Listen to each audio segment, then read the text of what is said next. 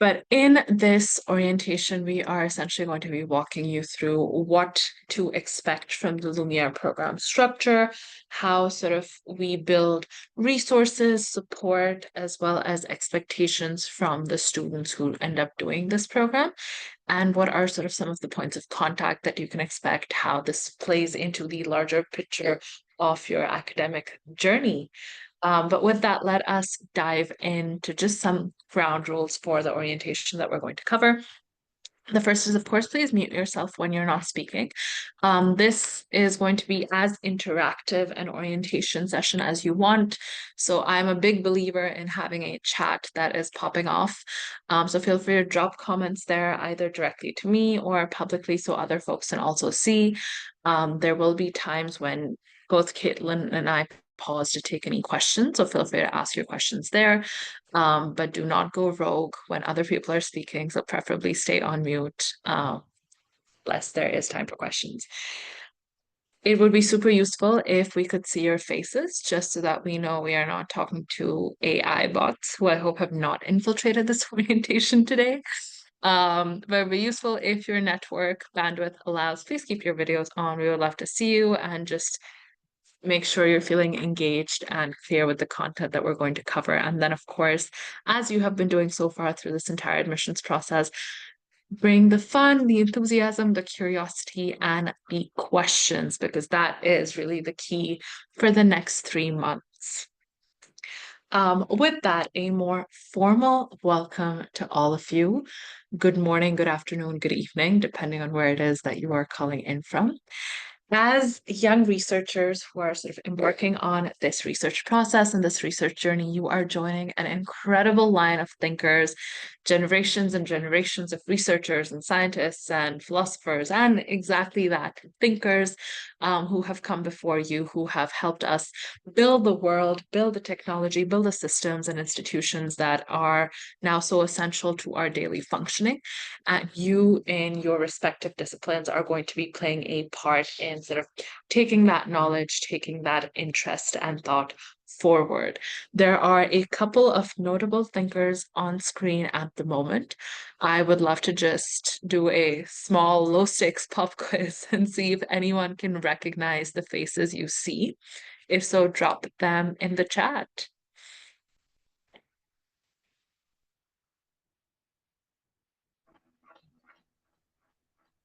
There's at least one easy one, I think, I hope.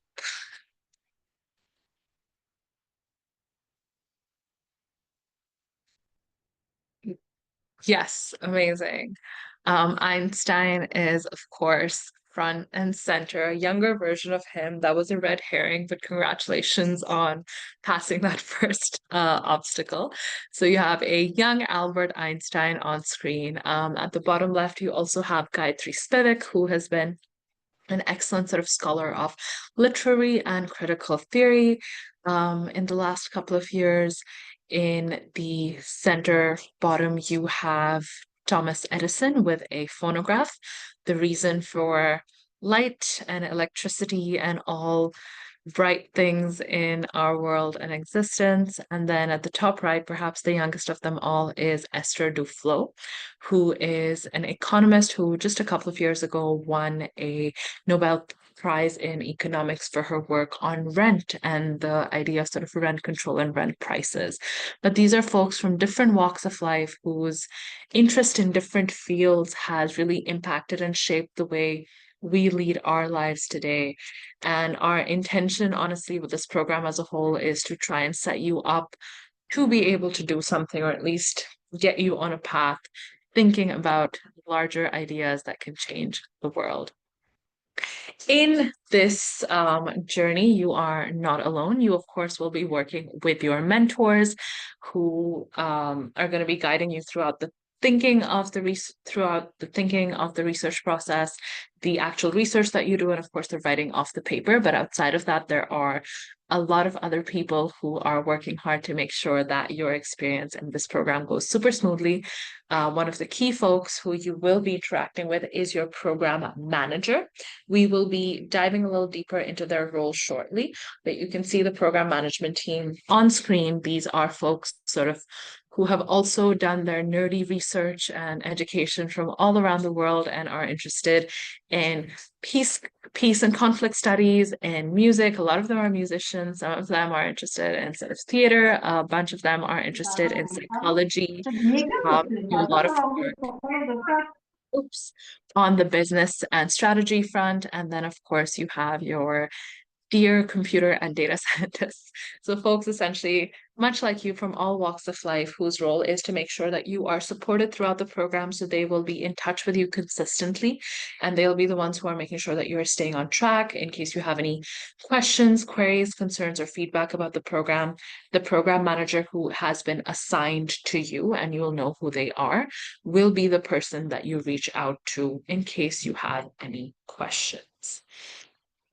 Outside of that, there is also an extended academic support team who plays a really important role in the work that you do. You have our publication team on screen right now, and you have, if you are a part of the publication program, then you would essentially be working with a publication specialist who is going to be making sure that your publication process goes super, super smoothly. You also have Tyler, who you'll be hearing from. They essentially lead our publication teams, but also our writing center. So we're going to talk about the writing support that you get, as well as the writing instructors in play. I will be involved in your programs as the head of program operations. Essentially, I work with all of these teams to make sure that from start to finish, you are having a nerdy, dandy, fun time. And throughout this process, you'll also be hearing from the directors of the program, Dhruva and Stephen, who are researchers themselves.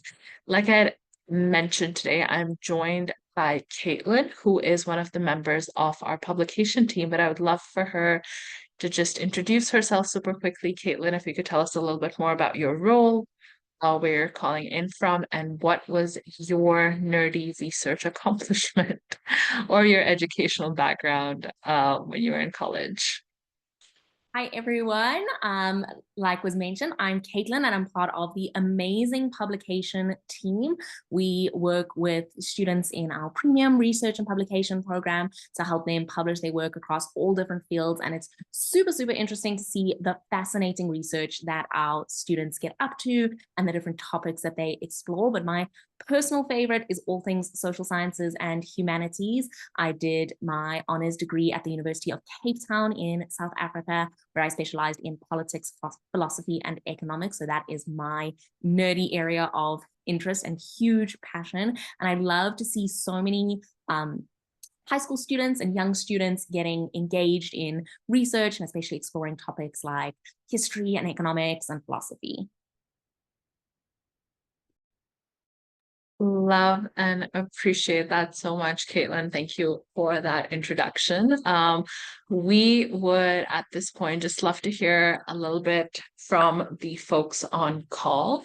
So if everyone could just take a moment to introduce themselves to us virtually, primarily by just telling us what is the field that you are doing research in the next 3 months. Drop it in the chat and let's get a sense check of what the range of disciplines are.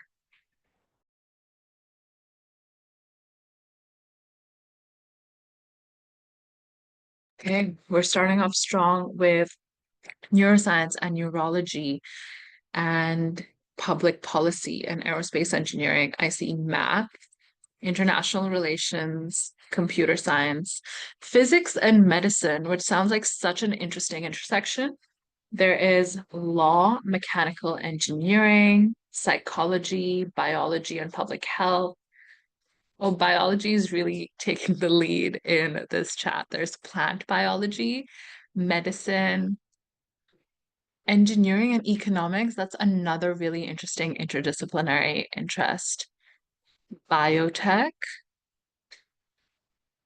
work on sexual harassment and its prevention, which I think is so important, public policy and economics, history and culture, astrophysics and engineering, environmental science, cancer treatment, finance, AI, human rights, education, engineering, and finance. Okay, that is a lot and a really broad range of fields. Keep dropping them in the chat, but it is always so interesting to just see the variety of interests that folks on this call have and are coming in with, but also such interesting sort of interdisciplinary ideas and interests. Like I think doing biology and education or physics and medicine, these are so interesting, so sort of untapped in at least common parlance. It is going to be a phenomenal experience.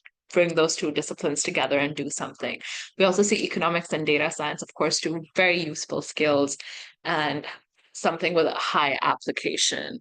But thank you everyone so much for sharing this. I hope it's also given you a sense, in addition to me being in awe, but I hope it's given you a sense of sort of just the broad range of interests that we're all coming in with, and the folks who are essentially going to be doing the program alongside you while they're undergoing a similar experience in terms of building their research skills. They are going to be ending up with fairly different products and fairly different types of ideas and outputs, which I think is so interesting. And I would love to see where we're at 3 or 4 months from now as folks are wrapping up their paper. But with that, now that we've gotten the introductions through, you have a sense of who our team is, we have a sense of what it is that you are looking to do. We would love to just get into what it is that you can expect from this program and what this program expects from you. One quick note to make as we dive into this process is that some of you on this call might be in different stages of the onboarding or admissions process. So maybe you've just been assigned a mentor. You might not have been introduced to your mentor yet. You might still be sort of waiting for a mentor match. Do not worry at all. Wherever you are, it's totally okay as long as you're on this call. Because we will make sure that your schedule is super aligned with whenever you start, and our team is going to be in touch with all next steps for you. So if you're on this call, we have not forgotten you. We just want to make sure that you know everything there is to know before you kick off the process. Everyone on this call, if you haven't already been introduced to your mentor, you can expect to be officially introduced to them within the next week. So just a matter of a few days and we should be off. That's awesome, Ksenia. I'm so glad you were able to get a kickstart on your program. The program, of course, that we are talking about, we'd just love to give you an overview of what that looks like. So typically our research programs are structured into two sections or two parts. The first part lasts for the first about 3 to 4 weeks, which we call sort of the expertise building stage, or when you are preparing for your research paper. Now, in the first 3 to 4 weeks, i.e. a month of your program, this is when your mentor is going to be assigning you readings, giving you articles, reading responses, written responses. They're just going to be giving you the material, scholarship, and foundation that you need in order to understand what's happening in your field at the moment. So to take someone, I think someone had mentioned psychology in chat.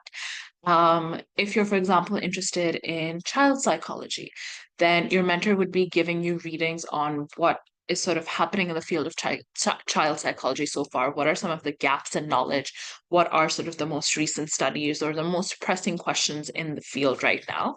Just so that you have a good sense of what's going on academically in your area of interest, and that can subsequently inform what it is that you want to do and what it is that you want to focus on.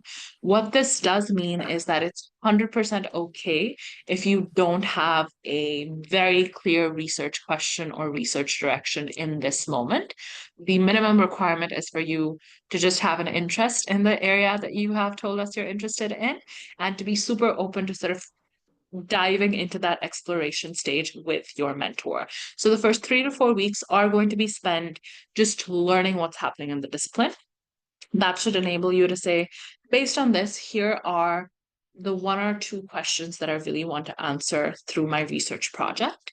And the rest of your program is essentially in stage 2, which is the execution of your research paper, where you go about answering the question that you have posed. This, in some cases, could involve doing a literature review. Maybe you're doing data analysis. Maybe you're running interviews or surveys, or you're doing something virtually in a lab, or you're running a simulation, anything that you need to start collecting your data, collecting your answers, getting the insight. And of course, in the final couple of weeks of this program, you will be writing up your paper. Ideally, by the end of this project, you have a full-fledged academic research paper to your name. That's the rough thinking of how we want to sort of structure this program, how you should be thinking about your time here. But we totally understand that at this stage, it can feel a little daunting to go from we have nothing, we're doing orientation in like week 1 to a complete 6,000 word paper by week 12. So what we've done is made sure to create enough structure for you within the program so that you know exactly where you need to be and are able to make incremental progress over the course of your time in the Research Scholar program. So what that means is that there are deadlines and submissions that are due over the course of your research timeline. The very first one comes about in week 3, which is during the expertise building phase that we discussed. And during this time, essentially, you should have a research question that you begin to outline, which is, here is the question or the problem or the issue that is going to be the focal point of my research and of my paper. The following week, once you figure out what your research question is, you need to be able to say, here is how I'm actually going to go about answering my research question. So like I said before, is it going to be some kind of data analysis? Are you collecting data? Are you building a data set and AI or machine learning prototype? Are you doing a literature review, which would be amazing? Whatever that method is, it should be laid out clearly. And week 5 onwards, you start explaining and sort of diving into whatever the method is that you have outlined. But these deadlines are really, really important. The program managers, who we gave a shout out to a couple of slides ago, will be making sure that you stay on track with these deadlines. You will be provided with all the resources that you need in order to meet them successfully. But hitting each and every single deadline is a really important part of making sure that you stay on track and are able to get everything you need from each part of the research process. What I'm just going to do now is dive into what each deadline type means in some detail, because I totally understand feeling a little confused by what is a research proposal and what's the difference between that and an outline, for example. So let's just dive into it. Briefly, the research question we've already outlined. It is the focal point of your research. It's going to guide your entire project. It is going to sound something like, what are the biggest sort of economic changes that have taken place in the Kenyan economy in the last 10 years, and what has the impact of that been on their millennial population, for example. That's a fairly specific question. It defines a scope of time. It tells you exactly the problem that they're going to answer, and it's going to require certain types of data collection or methodology to be employed. So the question is going to be defined by you and then refined by your mentor. Then, of course, you have the research proposal, which is essentially you outlining, here's how I'm going to go about answering this question. In week 5, you are to submit a research outline, which is essentially going to be a skeleton of what your final submission looks like, just so you know how to begin putting together part of your project. Following week 5, you enter the research execution and the writing stages. One of the biggest pieces of feedback and learning that we've had over the thousands of students who've done this program is that they really wish they started writing earlier. So that's why we really encourage you, think about week 6, week 7, you need to start writing.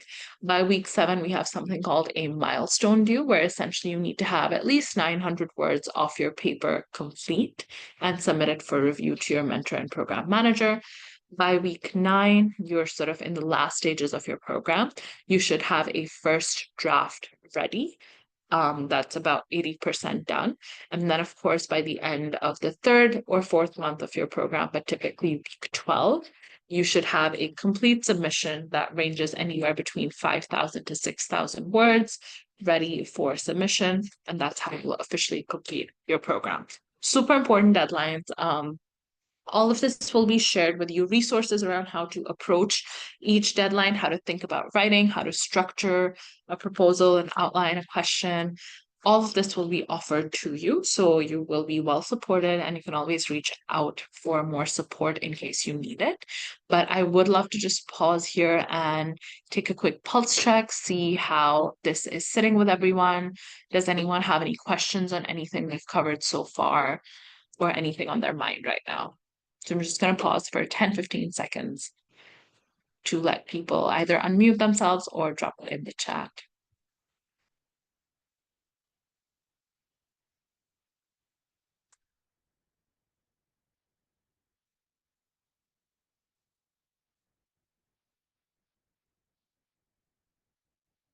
An excellent question by Natalie. And thank you so much, Sarah, and Alivi. How long do meetings with our mentors last for? That's a really good question. Typically, each meeting with your mentor is going to last for an hour. So it's an hour-long meeting, and you meet essentially every week. But depending on where you are at in your project, you and your mentor could decide to split up that time into smaller chunks. So maybe instead of meeting once a week for an hour, you meet twice a week for 30 minutes each. So you're free to sort of distribute that time based on what your project needs, and your mentor can sort of offer input, but feel free to make recommendations if you, for example, need to work it around your schedule or something like that. But typically an hour a week is what the protocol is. Okay, some good questions around the scheduling, which is essentially, will me and my mentor choose the time and day for our sessions? And when will our meeting times with our mentors be confirmed? So once you're officially introduced to your mentor, which is going to happen when you receive an email from your program manager doing so, in that email thread, you will share your availability with your mentor. So you're going to say, hi, I'm available on Mondays, Tuesdays, and Thursdays between 6 a.m. EST to like 10 a.m. EST, or whatever time zone you're in, whatever timings you're available for. And you and your mentor are jointly going to decide what day and time works best for you. So it's only the two of you that need to coordinate, no one else. Fairly straightforward, happens via email, and it'll happen once you are officially introduced to them and once you start the program. You'll know that when that happens because you'll receive an email with the subject line, introduction to your mentor and support team. Someone has asked a question about what will our first topic with the mentor be about. So this is, I believe, about the first meeting with the mentor. That is in a lot of ways an introductory session where it will last for maybe about 30 to 45 minutes this time around, where you just get a sense of sort of what your mentor's background is, what the project possibilities are. They are going to ask you a little bit more about what your interests are, how you're thinking about your research paper, where you want to direct it, how you sort of want to make it move forward. And then on the basis of that, they're going to build out a syllabus and assign you readings and assign you sort of the scholarship or homework or tasks that you need in order to build a foundation during the expertise building phase. So you need not have a lot of prep going into that first meeting with the mentor, but just have a sense of, here's what I'm interested in, here's what I've been thinking about. Lauren has asked a wonderful question that I love, which is if you are allowed to write a longer final paper than is expected of us. 100%. So typically 5,000 to 6,000 words is the average, but if you have the ability, if you have sort of the data and the content that you need to go beyond that, there is no upper limit. We'll talk about this in a second, but the goal is to make sure that it is a well-structured paper that is, of course, well-cited. There's no plagiarism, so on and so forth. But if you have the content, go crazy, go wild, go nerdy. Long is good and workable.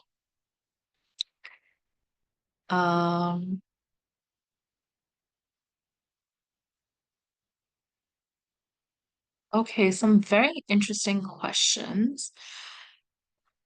Could the official research be translated into other languages? I would love to translate it into my native language, Portuguese, as well as Spanish, since my focus will be on Latin America.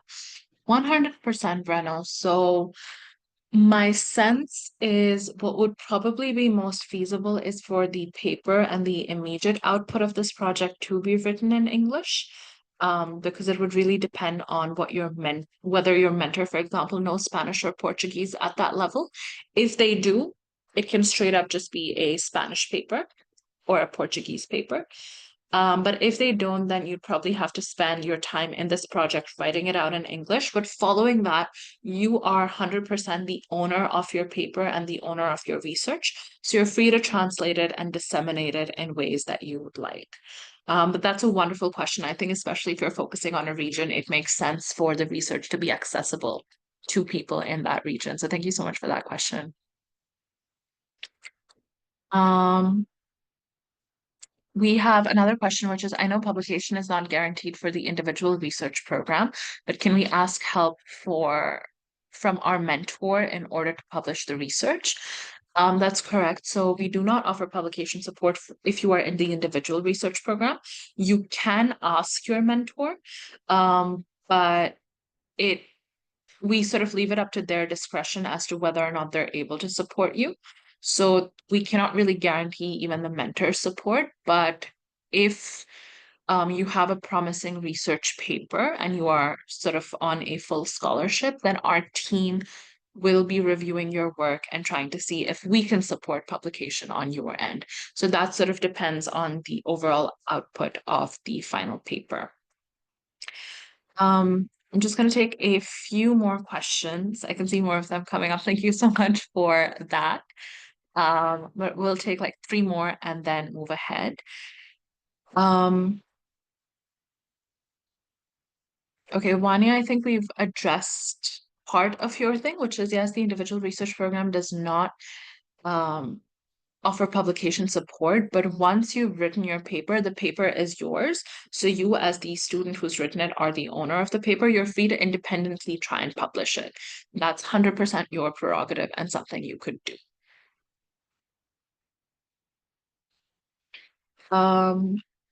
Around publication, the mentor could give basic guidance, but that really depends on their preference. And in a more realistic sense, some mentors might not be 100% familiar with the high school publication landscape because it differs significantly from their background. They're looking at graduate and PhD level publications. If you need support, you can always sort of reach out to us. We can give you some overview, but you may not be able to get a lot of structural support on that front in the individual research program. Oscar has a really good question, and then I'm going to move ahead. But in case you've dropped a question, we will come back to it in the next pause. Oscar has asked for scientific subjects, which would usually require a lab for research. What does doing research in the program in these subjects constitute? Which I think is an excellent question. So there are typically 3 things or 3 avenues that you could explore here. For example, if you're doing something in the field of biology and plant biology, I think someone had mentioned, which is super interesting. You might end up doing a project that, for example, needs you to go to a lab or use lab equipment. Now, since this is a virtual program, you of course do not have sort of access from our end or access to your mentor in a lab. But there is one of 3 things that you could do. The first is that you could find a local lab in your area where you can access that equipment. We're happy to help you with sort of any approval letter that you need or sort of confirmation that you're going to be using this lab for research purposes, but it will require some legwork from your end. So you could end up doing a wet lab research, and some students have done that. Alternatively, folks are also using other methodologies to do the same thing. So folks are using sort of data mapping softwares or other coding softwares, for example, to essentially simulate whatever it is that you were going to do on lab ground. And instead of doing it in person in a lab, you're sort of running a simulation or doing some kind of data analysis using either your or a secondary data set. And the third option is to do a literature review, which is something students do, which is essentially to go over, depending on whatever your question is, it would be a review of, for other people who have asked this question or addressed this research, what have their findings been? What does that sort of mean for where we're at with that specific research question? So that is how I would think about it. But what methodology you choose is really going to be dependent on A, where you're placed, what you have access to, but B, also the question you decide upon. And your mentor will definitely be able to help you figure out the right methods. Okay, I'm going to pause here. There are a couple of questions. So I think Meena, Salman, and Manna have asked some questions. Just know I've seen them, but I will get to them in the next pause that I do, which is going to happen in a couple of minutes. But I just want to make sure that we are moving ahead as well. But thank you so much. Please feel free to keep dropping things in chat. And Kaitlin is also here, so she will also be responding to things in chat. Wonderful. So once you are done with your paper, once you have sort of submitted the revised final paper, at the end of the program, you receive a certificate of completion from Lumiere and you receive an evaluation by your mentor. So this evaluation the evaluation that the mentor fills out will essentially be shared back with you as well as your parents. And it covers a range of things, but your mentor is going to be assessing you quantitatively on your performance in the program as well as the overall quality of your paper. But they'll also be offering qualitative comments around here are what your strengths are, here are what are some of the areas of growth for you. So it has a good mix of feedback and a good review, good holistic review of sort of your performance as well as the quality of your paper. The the evaluation is going to involve the assignment of a letter grade. So letter grade meaning something from A plus to F, with A plus being the best, F unfortunately being sort of a fail or a unsatisfactory grade. And that grade is based on both your mentor's assessment of your work and performance, as well as your adherence to our extension and deadline policy, which we're going to see in just a second. But the evaluation is just an excellent tool for you to get something concrete from the program. A lot of students end up using it in things like college applications. So it's really useful to try and keep that in mind as your North Star and make sure that you're able to build a relationship with your mentor, that you're able to do your best so your mentor is able to give you a positive review and a positive evaluation at the end of the program. I know I've name dropped the extension and deadline policy, so I just want to talk about that for a minute. But we have submissions, we have created the structure that you need in order to succeed in this program. But we also want to make sure that we're able to streamline schedules and make sure that you are on track throughout this process. So what that means is you have your deadlines in place and a schedule for those deadlines will be sent to you once you start your work with your mentor. All submissions are typically due on a Friday of the week that they're due. And if you are more than 24 hours late in making a submission in your time zone, then you will lose a letter grade in your final evaluation. So that means if you had an A plus from your mentor, but you missed deadlines in the program, then that's going to become an A. If you were at an A minus, that's going to become a B plus. B plus becomes a B, so on and so forth. And the more times this happens, the more it'll impact that final grade. That being said, life happens and schools happen and extracurriculars happen and there's so much happening in life. So we do want to make sure that you have the flexibility you need to make this workable for you. So we also have an extension policy in place where essentially you are allowed to take an extension for a maximum of 2 deadlines. So you feel like, oh, you have your final exams at some point of time, or school is starting back up, or you have a project or a competition, something that's going to prevent you from making a submission, you can let your program manager and your mentor know, and we will grant you an extension of maybe a couple of days, maybe a week, in order to make sure that it doesn't interfere with your life. However, if you go over this 2 extension limit, then you will also be at the receiving end of a decrease in that final evaluation grade.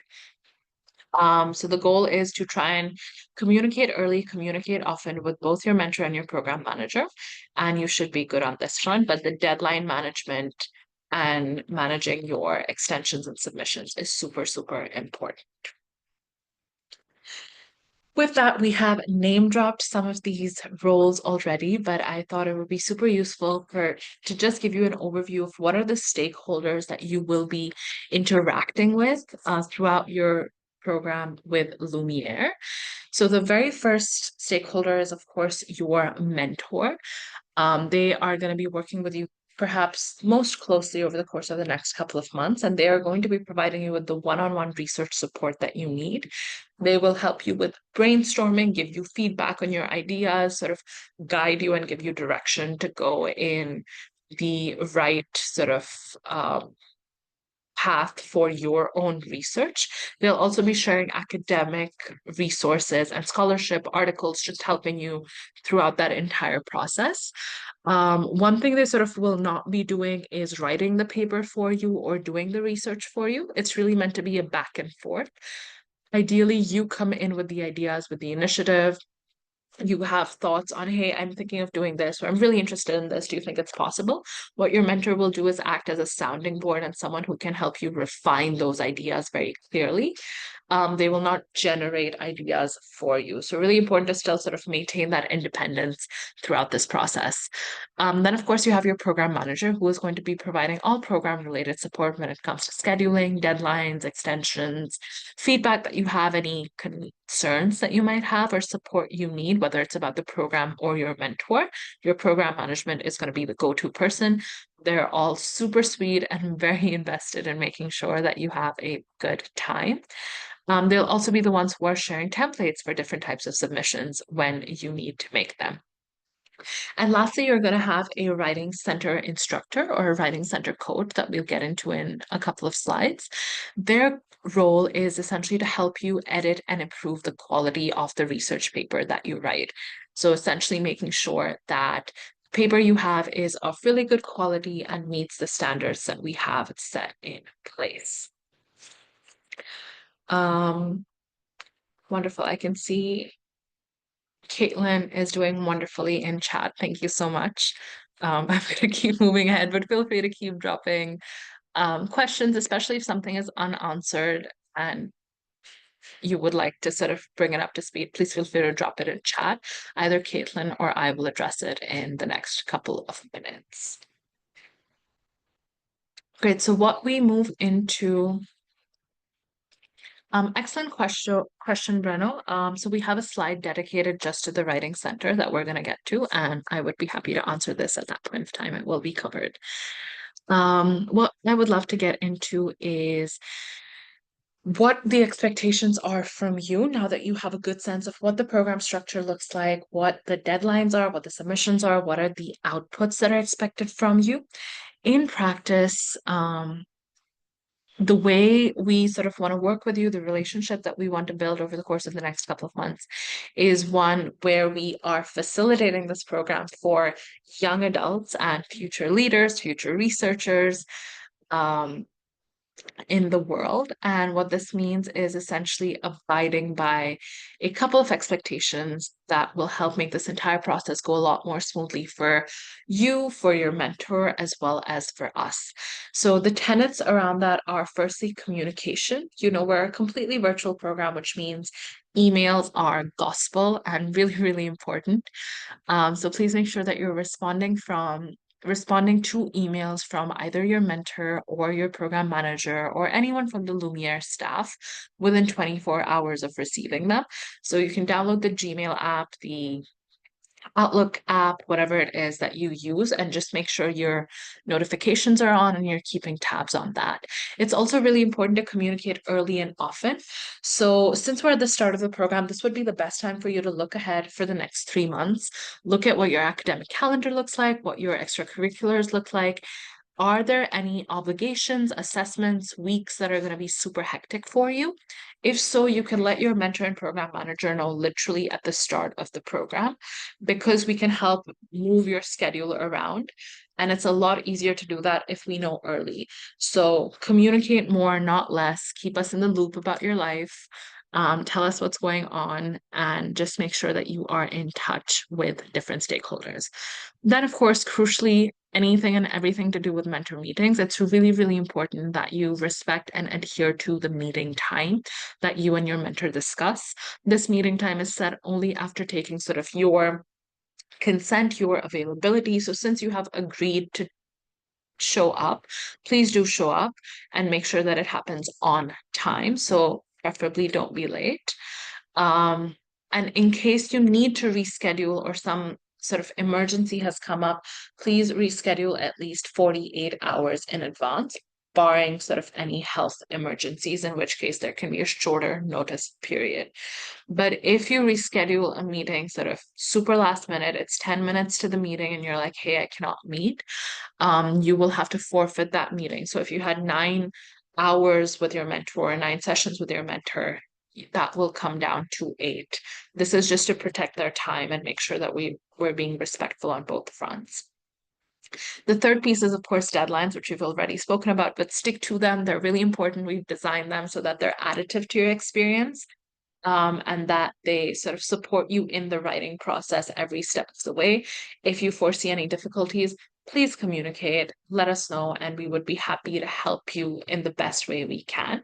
And then, of course, the fourth thing is make sure to maintain a strong and original quality of work. So everything that you submit should be from your brain cells. So make sure that all your work is original and appropriately cited, which we'll talk about in just a second, and bring in the enthusiasm that I see in chat at this moment. Okay, but this sounds like a good place for me to pause and just see what has been happening while I was away. Coming back to chat. So Noir has asked, can I ask my mentor to chat with her on WhatsApp, as it'll be easier for me? I'm just worried about the policy. This would be something that you can clear with your program manager. So you could ask your mentor about WhatsApp. If they're comfortable, that's great. But essentially, you are going to have to create a group that also includes your program manager. So it would be you, your mentor, and your program manager discussing it there, because it's really important for your program manager to keep tabs on the communication and interaction between you and your mentor so that we can intervene in case of any queries. So the TLDR, the short form is yes, you can. If your mentor is open to it, it's okay, but you have to also make sure that your program manager who will be assigned to you is on platform. Just doing a quick sense check. Someone has said that they've been introduced to their mentor and shared their availability, but still haven't heard back. When can they expect a response? So typically speaking, your mentor is going to get back to you, much like it says here, you get back to them in 24 hours. They will get back to you in 24 hours within that time.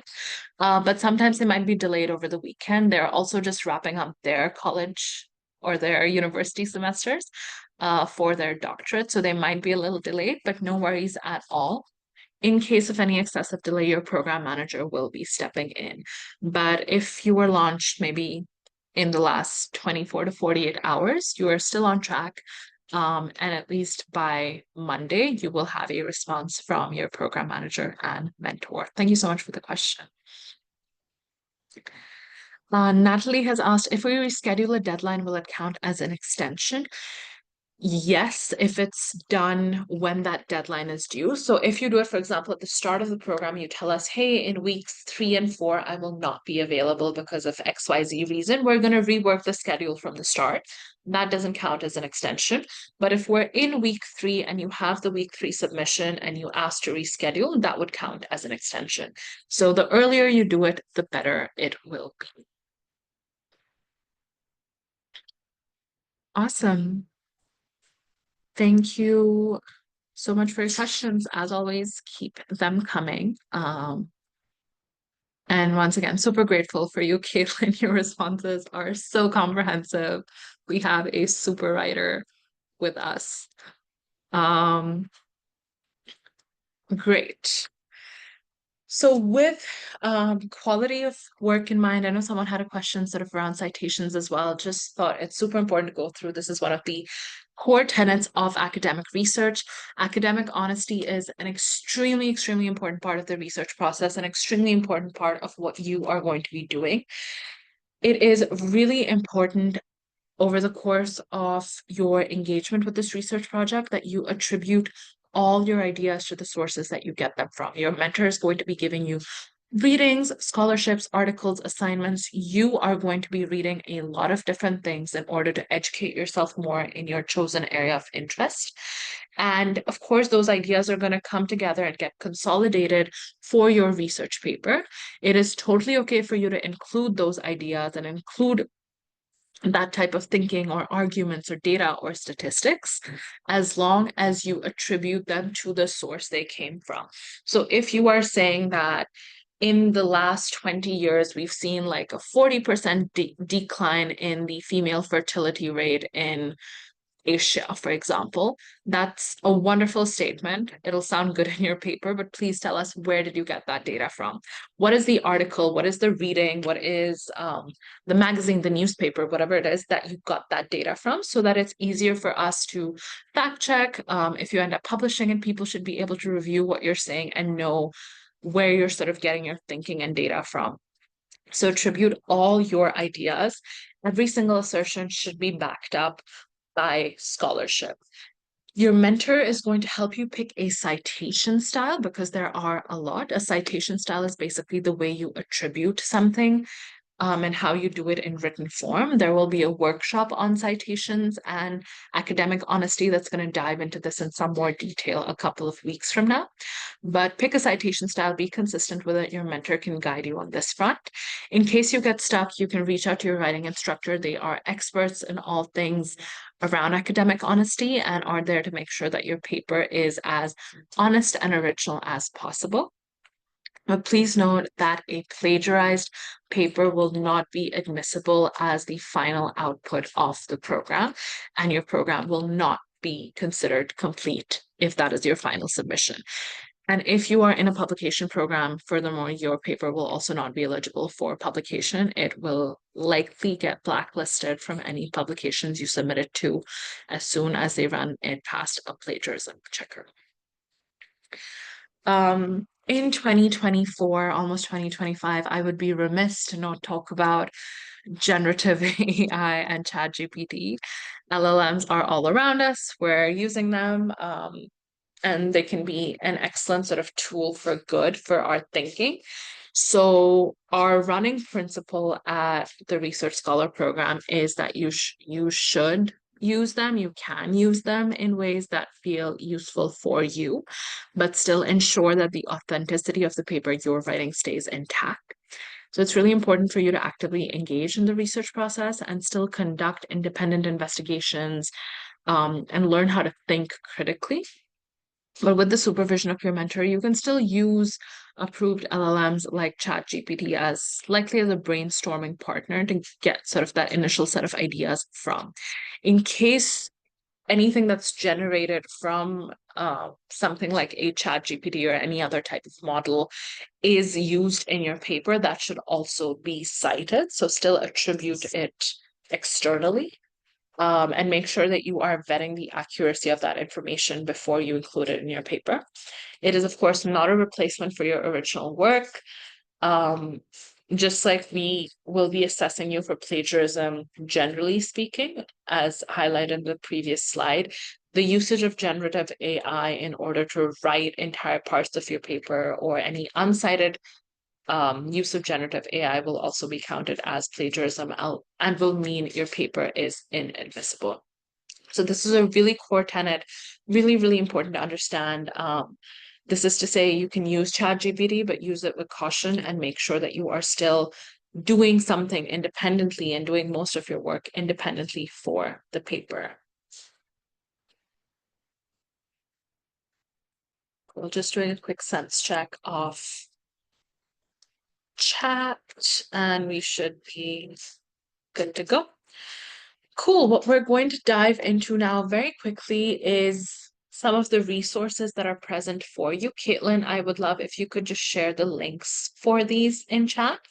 But the first is the student guidebook. This is the holy grail, basically, for your time in the Research Scholar program. Please make sure you save it. Kaitlin will drop the link in chat, but essentially this has details on what your program structure looks like. It has answers to FAQs. It has all the important links that we're going to talk about that we've already spoken about. But it also contains resources around how to think about a research question, how to write a research proposal, how to think about your outline, how do you write really well, how do you get to writing, tips on sort of how to make sure your citations are intact. It also contains samples for every single deadline, as well as final papers that Lumiere students have written in the past. So you can get a sense of here's the output that you're vying towards, and also get examples of every single submission type along the way. So super, super important to have. Kaitlin has just sent it in chat. Please bookmark it. Natalie, really good question. Different citation. She's asked, how do we cite ChatGPT if we use it? Different citation styles have different requirements, but this is something that will be covered in the citations and plagiarism workshop that happens when you start writing your paper. So that should be able to answer your question at that point. So the guidebook, super important, save it. It will come super in handy and you will find your program managers redirecting you to it pretty often. A second link that is also so important is the Lumiere submission portal. So we've spoken about all the deadlines that you have due. The Lumiere submission portal is where you will be submitting them. So you don't submit or complete a deadline by emailing it to your mentor program manager. Instead, you submit it as a part of a form. So your research question needs to go here, your first draft, your revised final paper, basically anything that is ever due goes through the submission portal. Kaitlin can share the link in chat again, but the link for this is also available in the guidebook, which you can keep referring back to. So really important, because only if it goes through this portal will it be counted as submitted, and you know that's important in terms of our deadline and extension management policy. Wonderful. Two super important links. Let's jump into something that, once again, I have name dropped and teased a little bit, which is essentially your writing instructors and the role that they play.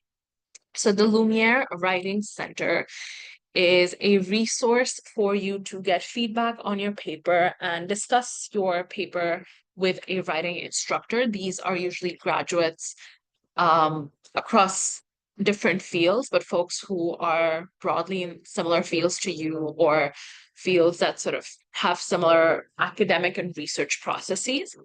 You should be using the Writing Center for brainstorming different parts of your paper. If you need help with your grammar, organization, language, structure, citations, these are excellent uses of the Writing Center. Essentially, you can use the writing instructor up to 4 times in the program. Our recommendation is that you start using them once you start writing the paper. So typically the most use you can get out of them is starting week 6 and 7. If you'll remember, week 7 is when you have your milestone due, which is when you need to have about 1,000 words of your paper in place. So that's usually around the time when you want to start meeting with a writing instructor.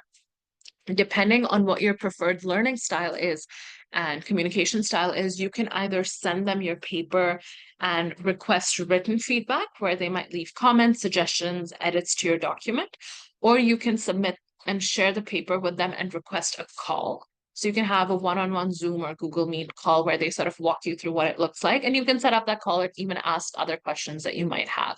So it really depends on sort of what your preference is, but they are so competent, so helpful, and really, really important part of the writing sections of your paper, because they will help finesse it and make sure that it meets the standards that we have set.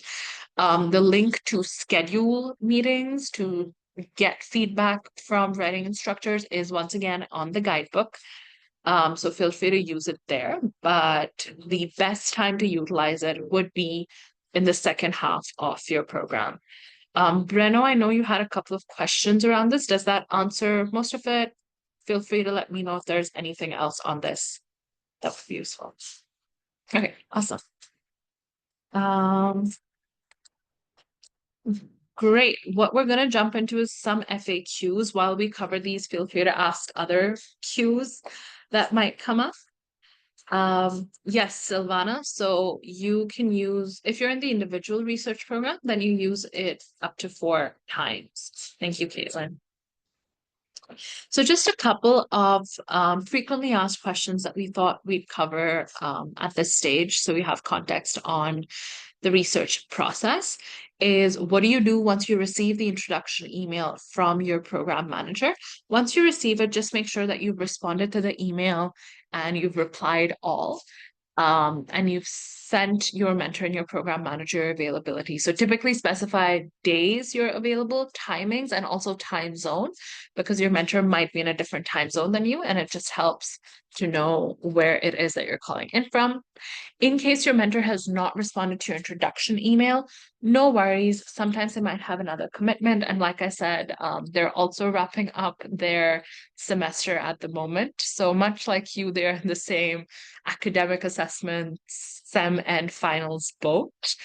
So just give them some time, but in case there's any persistent miscommunication, please reach out to your program manager. Program managers are super responsive and there to make sure that the work and communication between you and your mentor has happened super, super easily. So in case it poses an issue, please let us know, but just give them some time, especially as you kick off the program, because they're also wrapping up their semester. There are caps on how many meetings you can have with your mentor. So if you're in the individual research program, you will have 9 meetings or 9 hours of meetings with your mentor. And if you are in the premium research and publication program, you will have 15 meetings with your mentor. Like we had mentioned before, you can also divide your hour-long meetings into something like 2 30-minute meetings, in case that's what's sort of more conducive to your program. But typically 9 hours of meetings for the individual. And 15 hours for the premium research and publication program. A couple of more FAQs for when you do kick off. The typical platform that students use for meetings is either Zoom or Google Meet. If you have a preference, you can let your mentor know. They'll also tell you sort of what works, but it totally depends on you and your preference. Super important for you to be on your emails. So you should be responding to emails within 24 hours of receiving it, because it's the primary form of communication. If we hear from you, we know things are okay, even if it's just to say, I need more time to get something done. That is a super valid response. Just respond. And of course, if you're unable to make a deadline or foresee yourself not being able to make a deadline, please request for an extension through the extension portal. You are, of course, allowed up to 2 extensions. Just going to pause here for some more questions and see if there's anything to answer. So Netra has asked a really good question, which is, does all our communication with our mentor need to go through the program manager, even quick questions? That's a good question. The way that it's structured is that the program manager needs to be CC'd in the email, which means you can directly communicate with your mentor and send them emails and send them questions, send them whatever you need. The program manager just needs to be looped in. So as long as the program manager has visibility over the communication, that's all you need. You don't have to go through the program manager. So in order to ask your mentor a question, you don't need to sort of send a message to the program manager asks the mentor, gets back to the PM, and then you can directly speak to the mentor, but just CC the program manager is the requirement here. So that should cut a lot of that friction and delayed communication. Any other questions on this? I'm just going to wait for like 10 seconds and then we can keep going.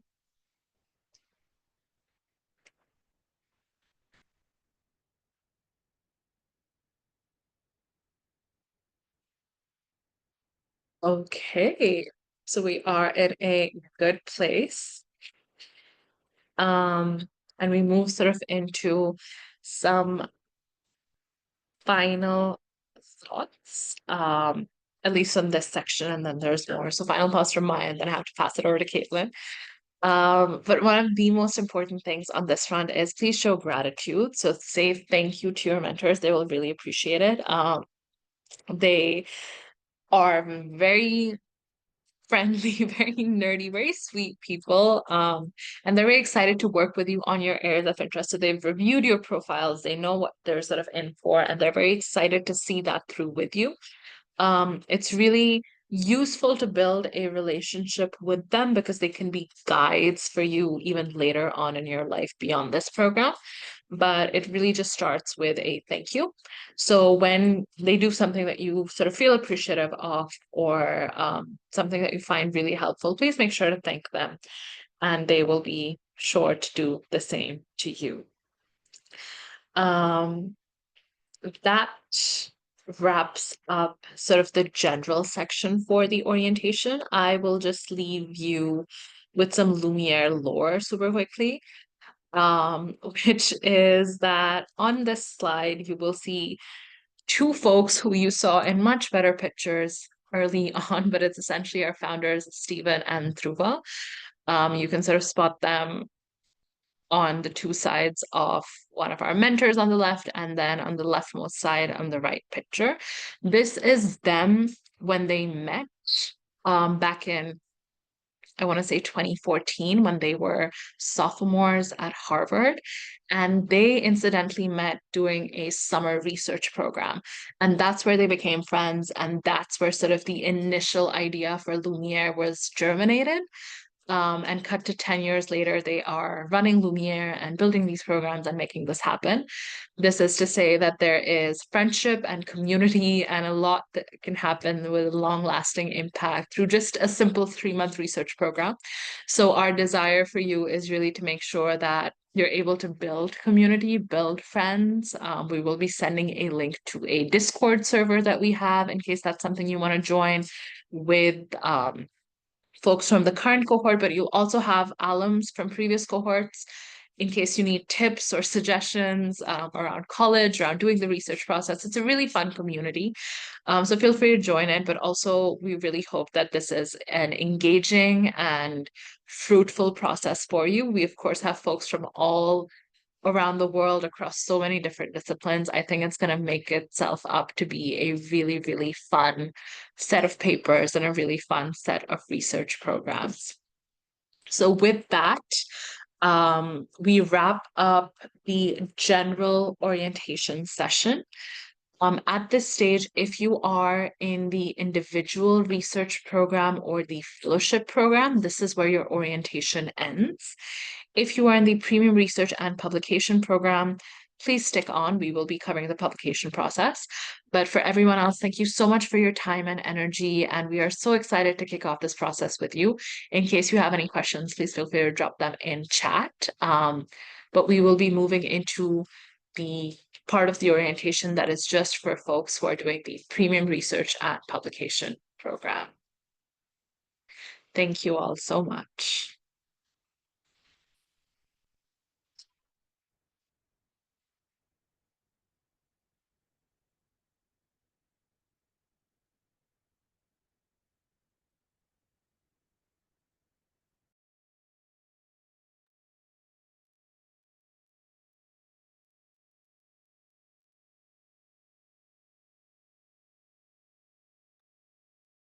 Hi, everyone. I'm going to be taking over now for this next part of our orientation for those of you in the premium research and publication program. So just in case you missed my introduction, if you had to join a bit late for whatever reason, my name is Kaitlin. I'm one of the publication specialists at Lumiere. So I might be working closely with a couple of you over the course of your research program.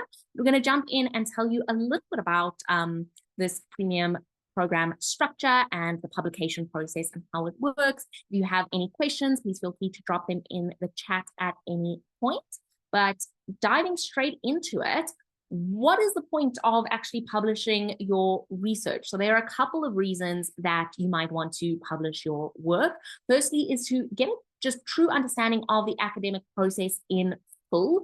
So the journals that we might recommend to you include peer review processes that will help legitimize your work and also help you to improve your paper. You'll get valuable comments from reviewers who go over your work and help you really make substantial targeted improvements that can help you to expand your paper in really interesting ways.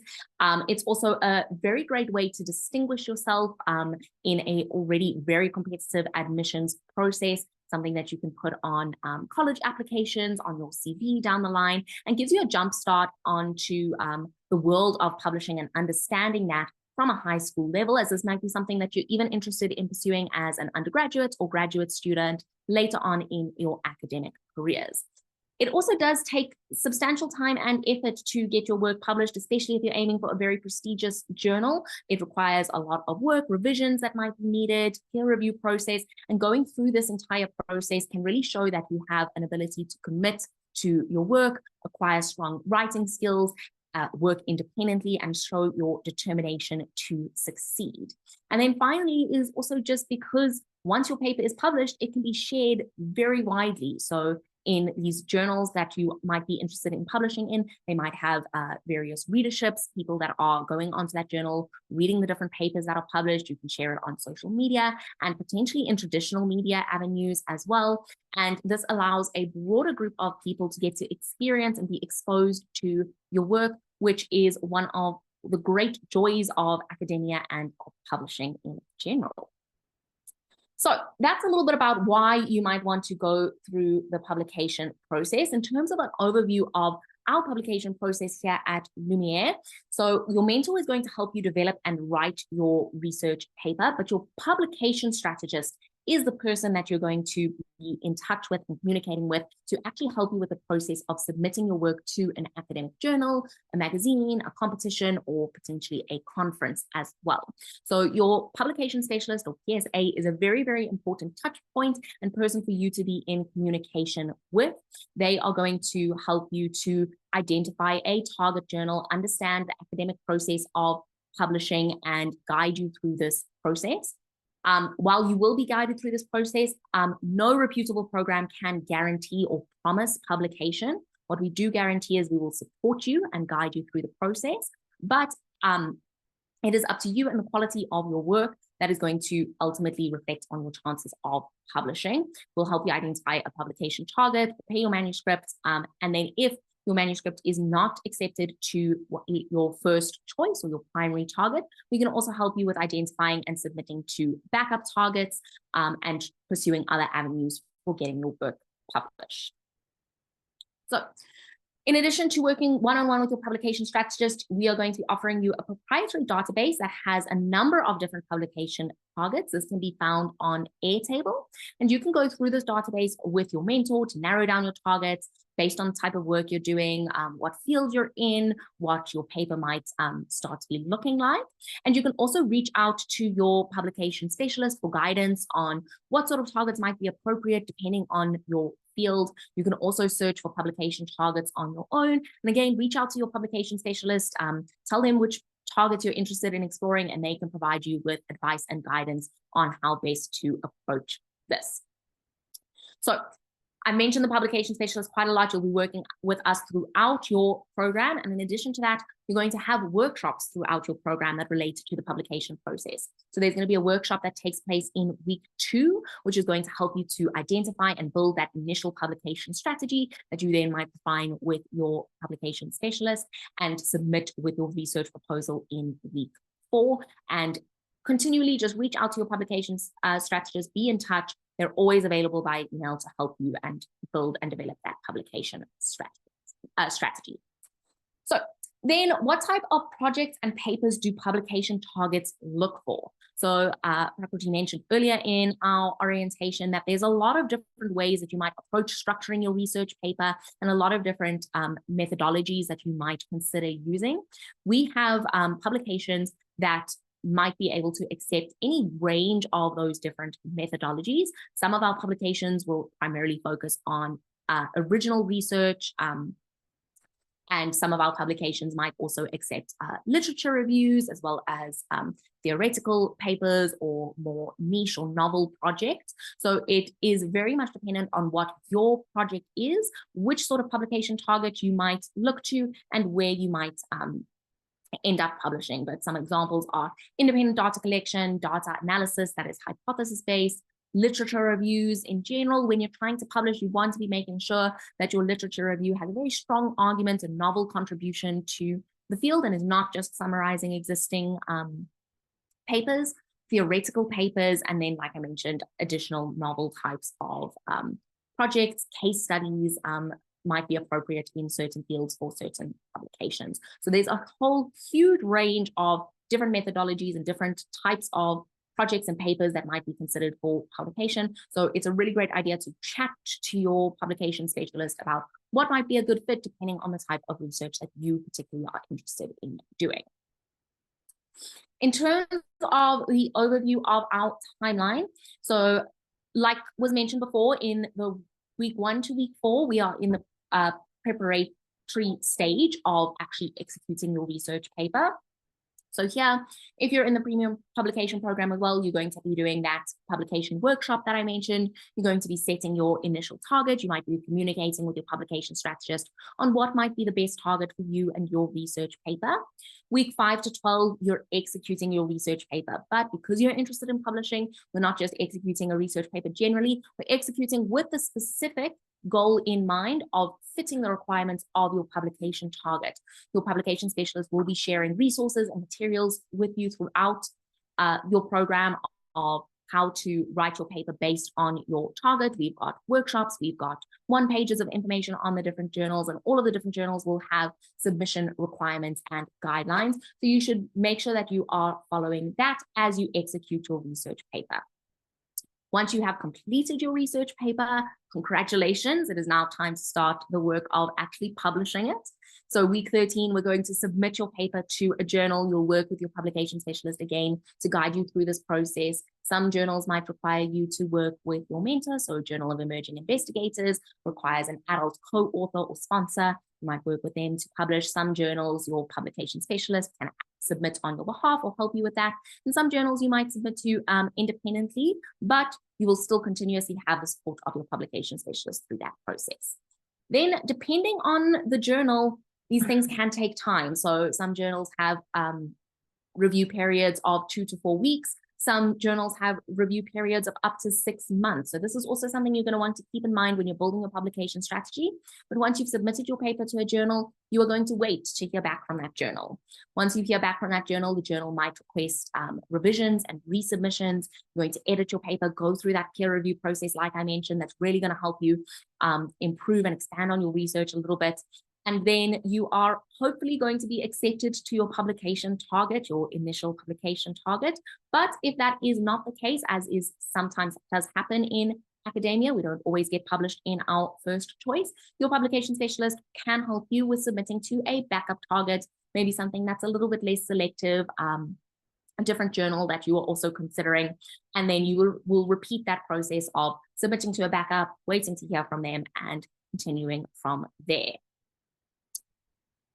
So this is just a little bit more detail on that kind of overview, broken down with the individual research program part included. So this is where all your different deadlines and touch points are in the program. So we see from right the week 1 all the way to week 13, where we are submitting to your target publication. So again, like was mentioned earlier, you want to be making sure that you're on top of these deadlines, especially because, like I mentioned, publication process can take time. So it's really important to be sticking to your deadlines, especially if you have certain goals of being published within a particular time frame, so that you can make sure that you have the best chance of meeting those goals possible. Make sure you're hitting all of the deadlines throughout the program to set yourself up for success with that final target publication submission in week 13. I'm just going to check the chat. I don't know if there were any questions that anyone had. If you do have any questions on the publication process or the premium publication program, just let us know in chat. We'll be happy to answer. But that is essentially us wrapped up on the publication program.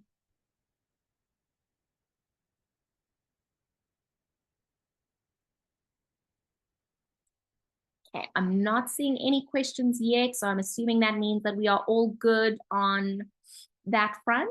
Thank you so much for joining us today for this orientation. It's been lovely getting to see you all and see your passion and excitement for doing this research program. I'm so excited to be working potentially with some of you throughout the program. I'm going to hand back over to Prakriti to finish this off and close us out. For sure. Thank you so much, Kaitlin. And I hope everyone's gotten a good sense of what the publication process can look like. It is not easy, but then neither is the research process. And we've got a strong team to sort of support you on this front. So really appreciate everyone's time and energy. We will stick around for a few more questions, a few more minutes in case anyone would like to get anything clarified. But if not, thank you for joining us today and have a wonderful time in the Research Scholar process.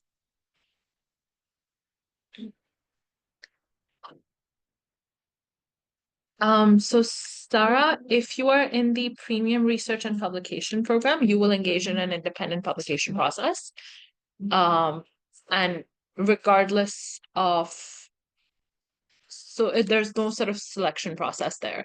If you're in the program, then we will try and make sure that your paper is of that quality and at that level. If you are in the foundation program or have received a full scholarship and are doing the individual research program, then there will be a selection process that you will undergo for publication.